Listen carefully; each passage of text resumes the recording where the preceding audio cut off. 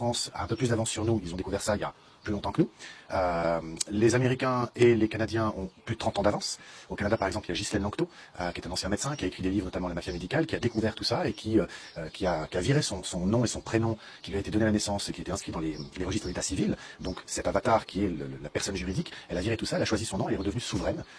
Si on prend la Bible, par exemple, tous les personnages de la Bible n'ont qu'un prénom. Personne n'a de nom de famille. Oui, si on regarde aujourd'hui les rois, les reines, les princes et tout ça, hein, je veux dire la reine Elisabeth, elle n'a pas de nom de famille. Alors on va dire de Windsor, mais elle n'a pas de nom de famille. On parle du prince William, il n'a pas de nom de famille.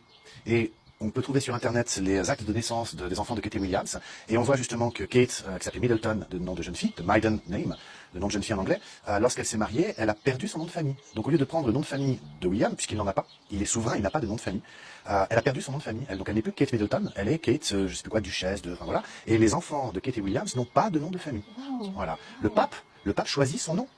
On a actuellement le pape François, mais le pape François, l'être humain qu'il est depuis sa naissance, ne s'appelait pas François, il a choisi son nom pour sa fonction de souverain pontife.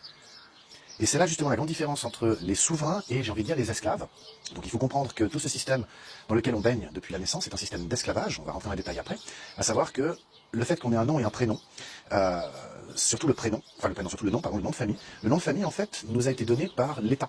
C'est pas le père qui donne le nom de famille, le père, en fait, ne fait que de transmettre. Et il faut savoir que l'esclavage se transmet également par le père. On trouve ça dans le Code Noir que j'ai publié sur mon Facebook il y a quelques heures. Là, je remercie mon ami Alexandre Hilarion de l'avoir publié. Alors, il faut comprendre que dans le monde juridique que l'on hérite aujourd'hui, qui provient principalement du juridique romain, il y avait déjà cette notion de ce qu'on appelle le capitis deminutio maxima, minima ou media. Alors, le capitis deminutio, donc capitis la tête, donc on coupe la tête, hein, on diminue la tête. Ouais. Capitis la tête, deminutio diminuer, ouais. Donc on diminuait la tête, donc tout ça. Et ça, on pouvait le faire minima, media ou maxima. Et je fais exprès de descendre justement dans mes termes parce qu'on perdait un peu de citoyenneté, par exemple le droit de vote, minima.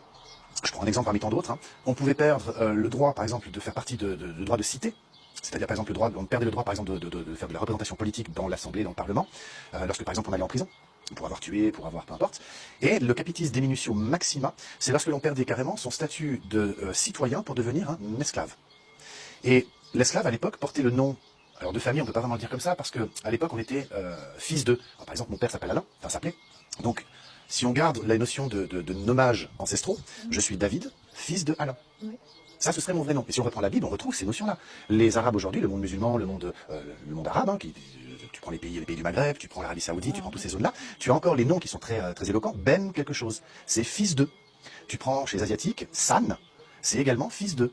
Donc notre vraie identité, moi c'est David, fils de Alain et de Simone. D'accord. Léonard. C'est touchant, c'est beau en plus. C'est beau. Ouais, Léonard de Vinci. Leonardo da Vinci. Ouais. Léonard, alors j'ai été justement dans la petite bourgade où il a grandi, vécu et étudié. Léonard n'avait pas de nom de famille, Leonardo n'avait pas de nom de famille, et pour le différencier des autres Léonard, on disait Leonardo da Vinci, parce qu'il y a une petite ville, enfin un petit village qui s'appelle Da Vinci en Lombardie, très joli d'ailleurs, Lombardie, je sais plus, pas loin de Florence, très très très joli petit village, et donc on a plein de personnages comme ça dans l'histoire.